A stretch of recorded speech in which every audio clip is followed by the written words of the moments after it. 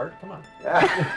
Thank you for coming for dinner, and I propose a toast to Underwater Canada, past, present, and future. Cheers. Cheers.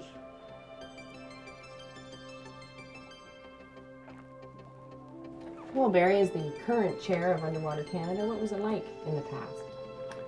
The real past, like back in the beginning? Way back. Well, let me tell you that I don't go back as far as the beginning. One of the things that I find strange about Underwater Canada is there's no such thing as documented history.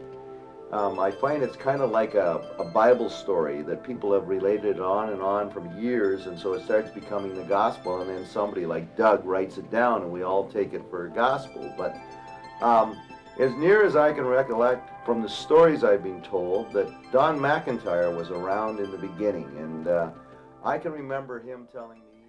In the beginning, I think it was about 1972, the first show I attended, just an ordinary attendee, was at Eaton's College Street Store Auditorium. Beautiful place. About 800 souls got seated, and the film show started. A little grainy, but it ran for about 4 or 5 minutes, and then poof, blackness. The bulb had blown. There was sort of chaos, eventually, in a little announcement that a new bulb had been sent for. And then a further announcement, further delay, further announcement. We're coming. Eventually, they decided that Toronto the Good didn't have any stores open. They couldn't get a new bulb. But fortunately, the auditorium was open, available the next night, so everybody came back the next night, and we had a wonderful show. And that was my first inspiration, my first recollection. Wow. With a beginning like that, it's a wonder this show ever continued. You're right, Mike, and the next year was even more. Hello? How you doing, you bunch of old fleabaggers? Fred Harley, what are you doing? When you say shows, I mean the basic show as far as having the commercial people involved really started at Seneca. But prior to that, the original film shows really started two places. One, the Park Plaza. Second, I think, was up at Eaton's College, up in the auditorium upstairs for a few years. And I think 1 year I remember well because I remember Linda, I'm trying to figure her last married name, was involved with the film festival down at Ontario Place. Harley seems to think that there was a show in Ontario Place in '73, but I don't remember that. I remember moving to Seneca, the Minkler Auditorium at Seneca, but maybe Harley knows better. There's a possibility. My memory, with all the activities I've gone through over the years, it may have. I'd have to really think about that one. Yes, well, Fred always did have an opinion. What was he like to work with? Fred was always energetic and fairly loud, as you can tell, and a very strong volunteer for many, many years. More than you and I have put in, I think. So Barry, you've been a volunteer for a long time, so why don't you tell us a little bit about how you first got involved? Well, Sue, that goes back to 1974. I went out as a young diver. I was pretty young then, I think, and to a Minkler Auditorium at Seneca College, and that's where Joe McGinnis was running this thing called Oceans Canada. And I went just to attend, and I met, coming in the door, trying to get tickets or something, I remember this red-headed fella who was the president, I think, of OUC at the time, called Jim Prendergast. And he needed some help moving tables or something, and kind of I jumped in to help him a little bit, and ended up staying there for a good time. In fact, well, the film show even got started that night. And Jim said, listen, why don't you come back next year and help us again, because we're going to do it again. And I said, well, Jim, I would do that as long as I can be on the committee and we can get a little more organized, because I think there was a few holes here tonight we could fix. So that was my first Underwater Canada show. It wasn't called that. The next couple of years, I will say that was 74, then 75 and 76 was at Seneca again. And I call that the years of the co-chairman of a fellow called Dan McIsaac, Jim Prendergast, and myself, because we were kind of all into the positions and all helping and doing different jobs. So we stayed at Seneca for those 3 years, and at that time we decided we were going to head downtown because the show needed a new look and it needed to move, and so we went down to the Sheraton Center. Now the Sheraton Center was big time for us. I mean, this was a class hotel. Now we weren't even in a hotel before. Remember, this is a school, a university. So we went down to this hotel, and we moved in there, and we did our first show. And so it came with all its pains of unions and things like that.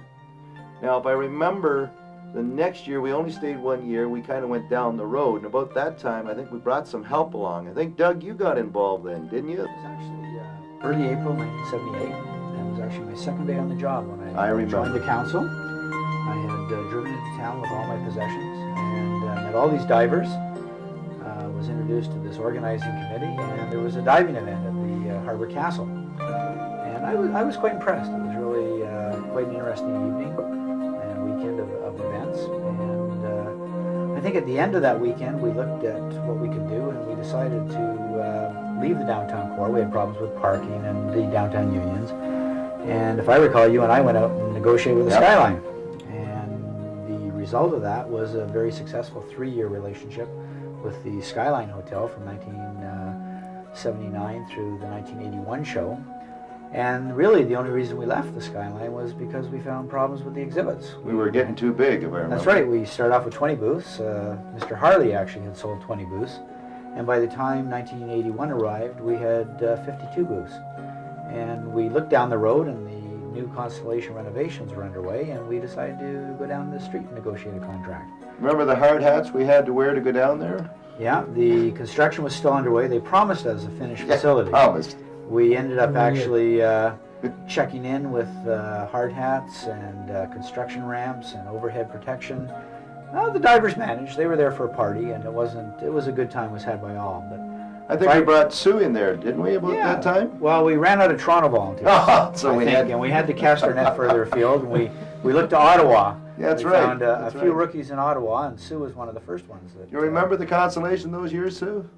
The very first year I will always remember. I remember the registration area was supposed to be finished in its lovely marble finish, and instead we ended up doing the whole registration for all the guests coming out of a cloakroom.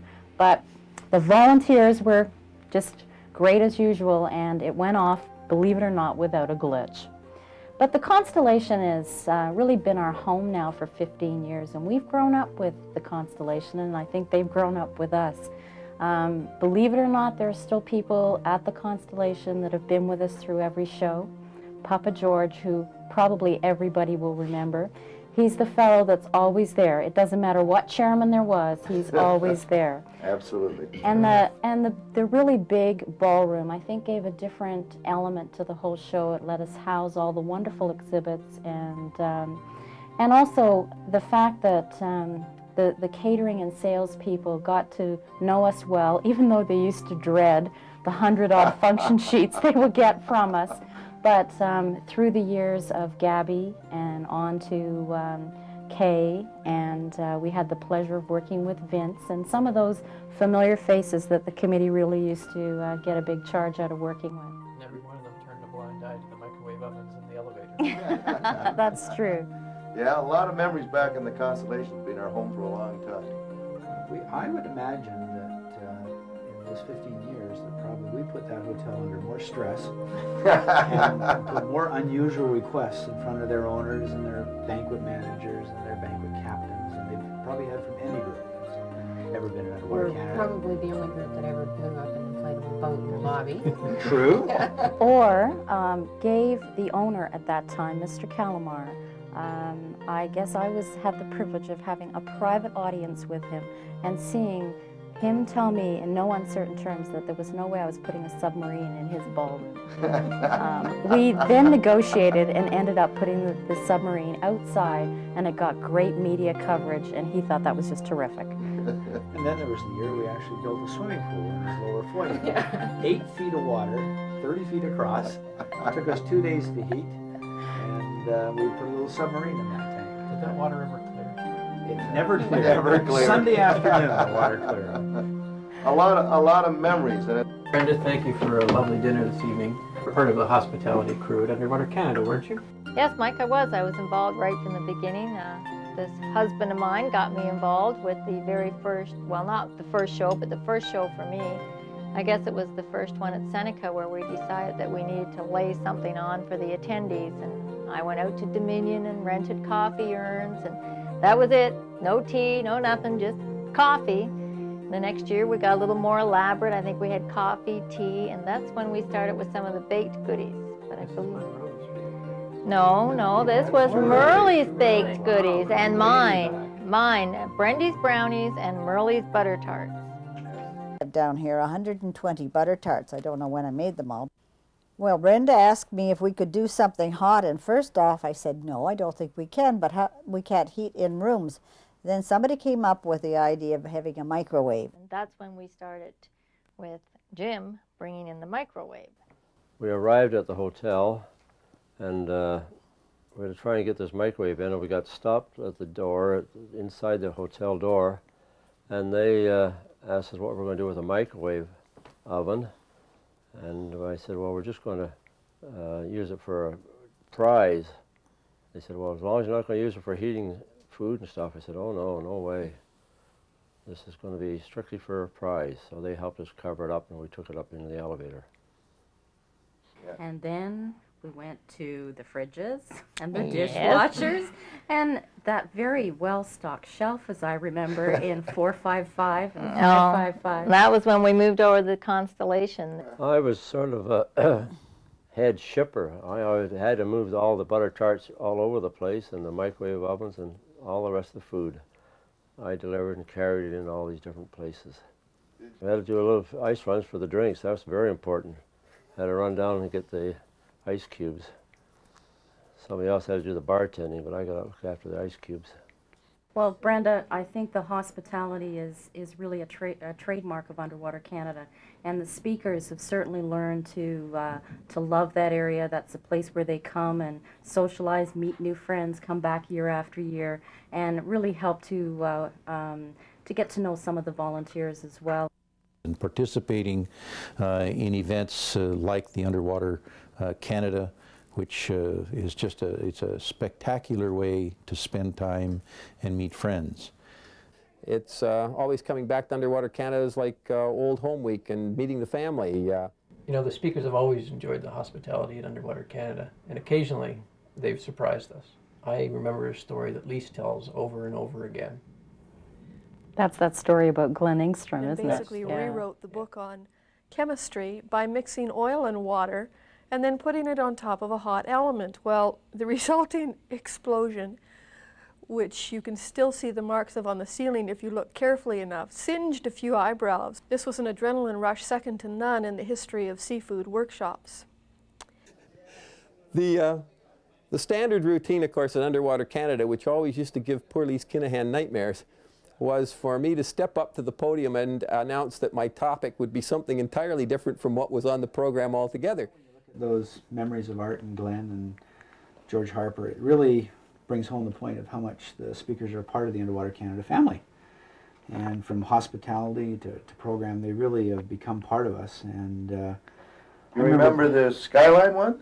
Yeah, we had just moved to the Skyline. We were trying to market the program, and to do that, we're looking for some big names. Some bigger names that would attract Ontario divers. And the first speaker that we managed to land was Dr. Art Bacharach from Washington, from the Bethesda Naval Medical Research Center. And we were pleased that Art would agree to come to Canada. And he had agreed to arrive on a Thursday afternoon, so our program committee were looking for him. We were in the front lobby, and we couldn't figure out where our speaker was. And finally someone on the committee came up and said that they appreciated the volunteer we'd sent down to the exhibit hall to help set up booths. A white-haired, very distinguished gentleman that we weren't sure should be working, but he'd volunteered. And it turned out that Art Bacharach had come in early and was walking around helping in the setup of the exhibits at the old Skyline Hotel. And that's more typical of exactly how the speakers have fit into Underwater Canada. They've really become a part of our family and friends as much as anything else. Well, Doug, that story of the exhibits, I kind of remember back to when we didn't have any exhibits. There was no exhibits at all.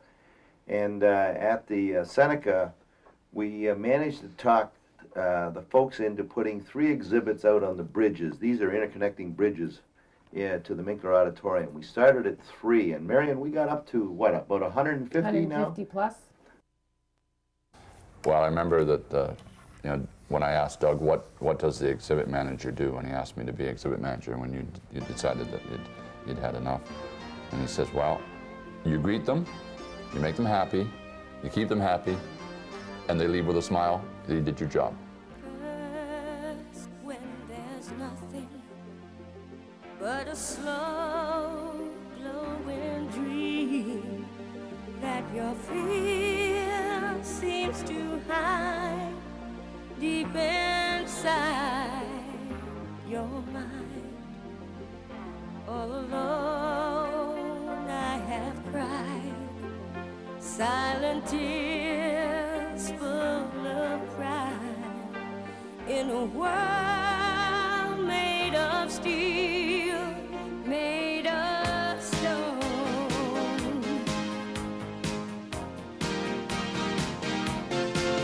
Where I hear the music, close my eyes, feel the rhythm, wrap around. Also, I guess if I remember way back when, we used to have a very small exhibit crew, and that exhibit crew was combined with the security crew, and those guys really took a lot of pride in what they did.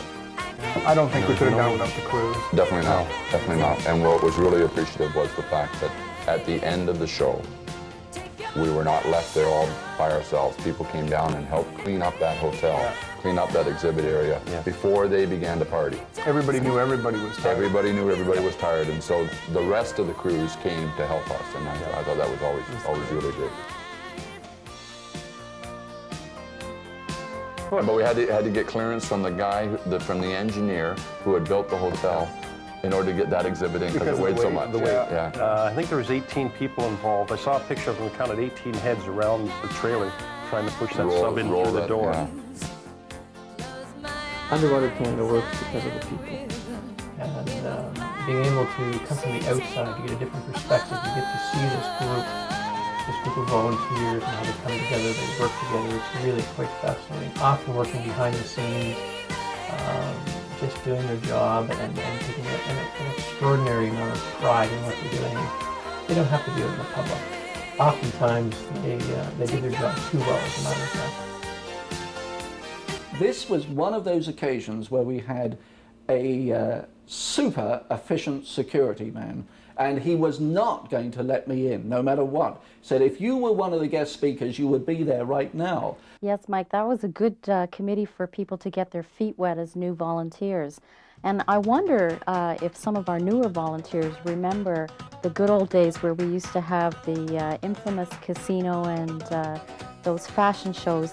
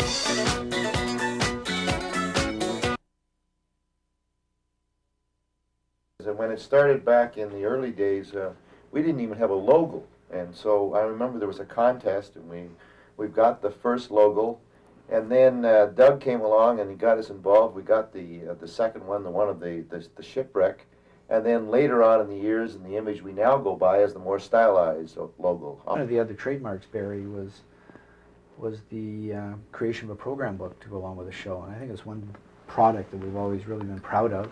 We really grew through the 80s with a 4-color program book, and I think it was really a production that a lot of the committee could take a lot of pride in. It really sort of represented, again, part of the image and the style of the conference. We certainly have grown as well in our signage. When you look back through slides and pictures, it's just amazing to see how we've grown in our sophistication and our color scheme as well. The mainstay and the showpiece of Underwater Canada from the beginning is the Saturday evening film show. It marks our beginnings, and from these humble beginnings, it has grown to a sophisticated montage of audiovisual miracles. One of the really enjoyable parts of the Saturday evening film show for me has been the award ceremonies that we initiated a few years ago, inclusive of the Rolex Diver of the Year award, which is really a tribute to the volunteers who put in so much of their heart into the show. There's a lot of joy in diving and what I've done and the friends I have here, and I thank you very, very much.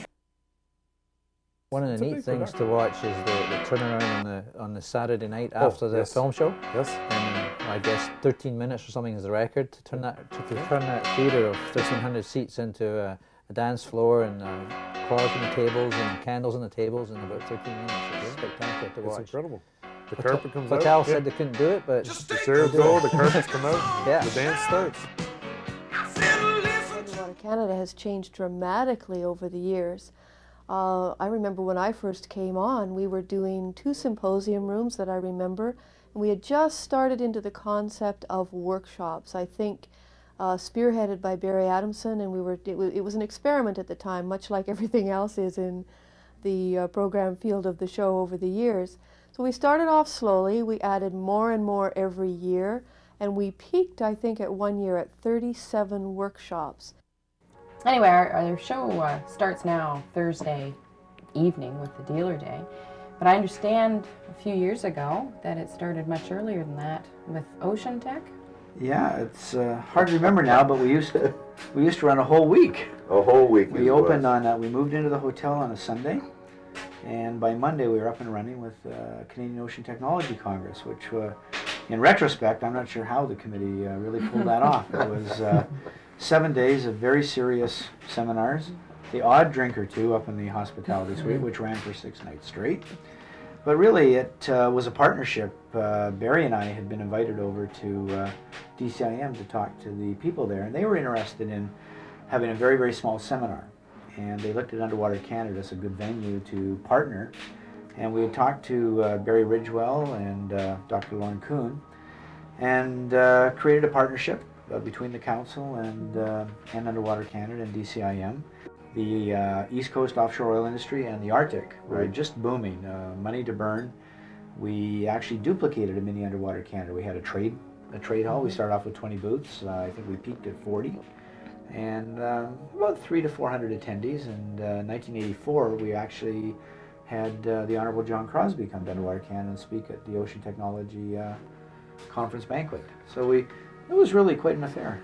We learned a lot from them in those days, the Ocean Tech fellows. We had some, the sport divers used to go and cross over and go and visit with some of those facilities. We went down to the boat in the harbor, we went to Seneca College, and we went to DCIM and looked at the chambers. So there was a lot of exciting times in different parts of the program. Actually, the DCIM tour, if I remember, was one of our first off-site tours, and it's still one of the mainstays of your program today. Yeah, still very popular. Yeah. So you mentioned money and money that was in the oil industry at one time, and I remember a conversation we had when Doug was involved, and we were going over financial statements and what's an income statement and what's a balance sheet and how do these things tie together, and we really developed, I think, over the times quite a sophisticated registration, finance, business office, and show office structure. I would agree, and there's a lot of history behind there, and I'm sure that Stuart can fill us in very nicely on that long history. Although the show started in the early 70s, primarily as an educational event for the divers, we quickly realized that there was tremendous opportunity there to raise funds for the council, especially through the use of commercial booths. By the 1980s, the show had generated sufficient revenues that it was now the second largest source of income to the council after the annual government grant. In the early days, the registration desk was a pretty simple affair. All of the registrations came into the OUC office. Doug gave them to me, took them home. We typed up the tickets with names on them on a typewriter on the kitchen table and shipped them back to Doug for mailing. After that, when it got too onerous, Doug took over the job in the office with office staff, and as that started to run out of steam, we got Sean and Michael involved with very sophisticated computer systems to track registration, produce all of the needed mailings, and the ticket forms for people that are now mailed out to all the attendees. Underwater Canada today processes for more than 5,000 registrations each year, including advanced door sales, divers, and the general public. Where am I? Where's the washroom? How do I find the lobby? Where do I register? I've lost my tickets. Do you have a Band-Aid? Typical questions handled repeatedly by InfoKiosk staff during each day of the Underwater Canada weekend. You know, when you listen to Stu and you talk about registration, and we found, I guess, a couple of years ago towards the late 80s that the show was sort of hit a plateau. We'd reached sort of a market saturation, and I guess we were trying to think of new ways to bring divers into the show, and the non-divers in particular, and to get, we felt one of the roles of the show was to attract non-divers and make them think about this as a possible recreation activity. So we started off with, I think, a really interesting, it was one of the more creative parts of the show. We had a time tunnel where the public could come and walk back through the history of diving and touch and feel some of the early hard hat divers. And I think we had Don McIntyre's Fenzi in that. Don McIntyre's Fenzi and most of Fred Harley's current diving Yes. was in our exhibit. And we actually brought computers in where young people and old could test their scuba IQ. But the real highlight was, I think what everyone wants about diving is to touch it and feel it, and that's get wet. And I think the real success was to put adults and principally young kids into the pool. And I think, Marion, you've really built a great base with the scuba experience. Yeah, we're very excited about that part of the program, and I think that the Scuba Experience Committee has done a wonderful job of getting in scout groups and school groups to try scuba, get them in the water, get them under the water, because once you take that first breath, you've got them hooked. I think one of the real front runners in that whole area was a gentleman from the Etobicoke Underwater Club, as I remember, Art Penny. And he was really the driving force behind, his whole love was kids. And I think, if I recall the time, he actually brought goldfish. Yeah. At the swimming pool. Oh, that's sad. And I walked by and some kids were saying, "Mom, Dad, there's goldfish in the swimming pool." Well, the public programming, it brought on another aspect that as we got the public more involved, I noticed that we changed and got another film show in there. And as the complexity of the show, there was always that committee, as fellow chair people would remember, the AV crew. You remember that? They always had all of this crew that stood up and took up half the space of the room. They were always an integral part of the show, and I think that we've all had our time with the AV crew.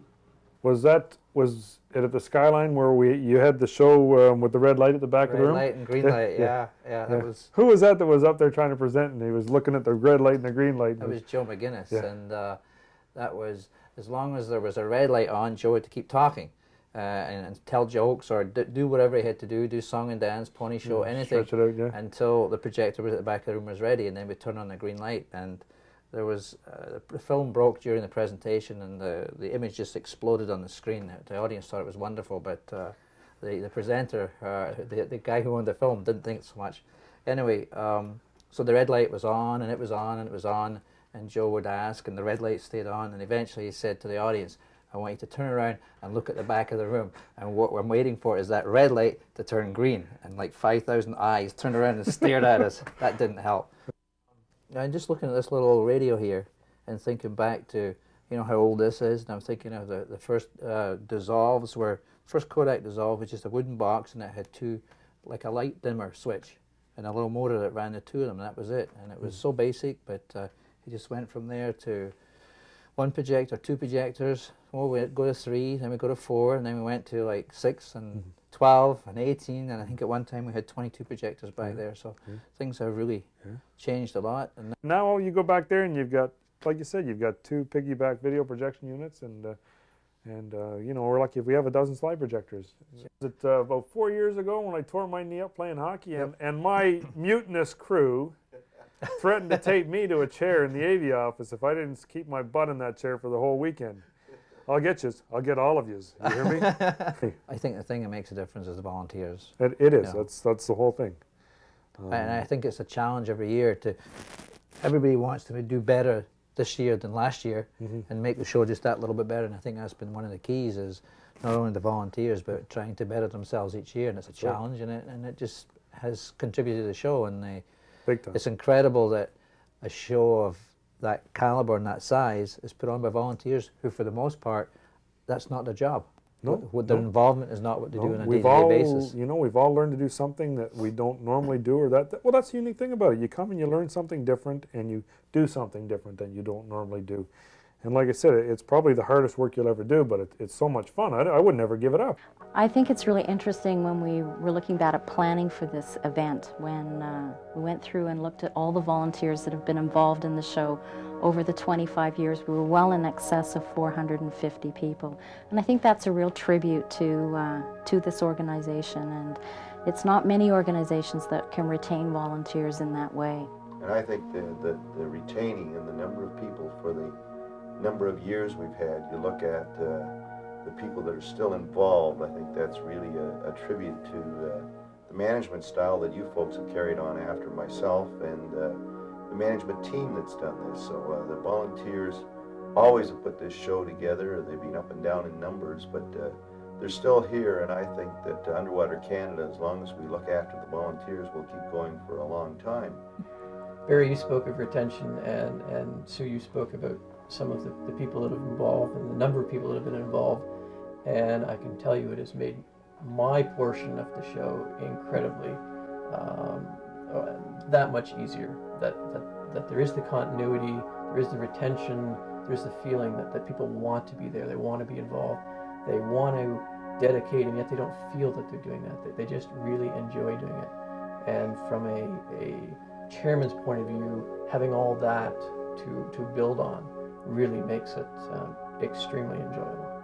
I agree with you. I took on the role of chairman after you because I wanted to work with the talent that we've gotten together in this group. There's a lot of talent and dedication to the show. I think that we have a good base to move into the future for the next 25 years of Underwater Canada, and I look forward to being part of that. When you talk about the future, I think that as we age around the table, these chairmen, just Doug. One of the things that's really quite interesting is I think sometimes we lose our humor, and there is a group of people that I think back to who many of them will remember me calling them the brats of the show, that have actually grown up with Underwater Canada. And it's such a pleasure for me to have the opportunity now to work with some of these people in their soon-to-be professional roles, like Barry Lee, the young lady who is behind the professional production of this video, and Brent, who's very instrumental in the audio-visual part of the show, to the Parton young kids that are now young ladies, to some of the up-and-coming people. I'd like to propose a toast to the youth of the show and to the future of Underwater Canada. To the youth. To the youth. And the future. And the future. You know, it's been a great evening. I think we Sure should has, do this more often. When you think of all the different committees, the people, the memories we've talked about. The stories. The things you've forgotten about are really as much as the memories. And it takes an opportunity like this just to get the 5 of us together, Barry, Sue, Mike, and Marion, and take the time. because I think that's a big part of what Underwater Canada is. And I know for myself, the years at the show were just a huge part of my life. And I think that whether or not we're involved in the future, I think we'll remember these things forever. And I know when often we sit in the audience, whether it's in front of the stage or behind the stage, and you listen to people like Dr. Joe McGinnis, and the words that he puts about diving and the images he builds in people's minds, I think that those are the images that our attendees, the show attendees and the volunteers will take with them, and they're a big part of what Underwater Canada has been and I think will be for the next 25 years. And it's been great. It's super, just super. And lots of smiles and lots of great times. Which are really the memories of Underwater Canada. For me, the best part of Underwater Canada is its spirit. And for 25 years, you, the volunteers, have been the spirit of Underwater Canada. The spirit is weightless, it cannot be measured, but it's evident in your pride, your commitment, your loyalty, and your teamwork. Your contributions as an individual and as part of the team are as essential as oxygen. And for that, we, all of us who take the bows, know that they really belong to you. Thanks.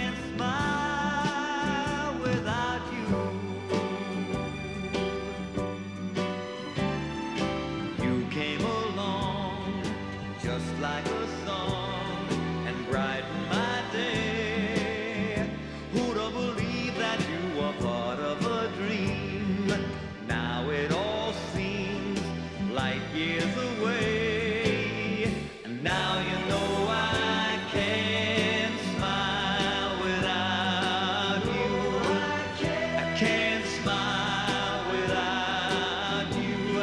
I can't.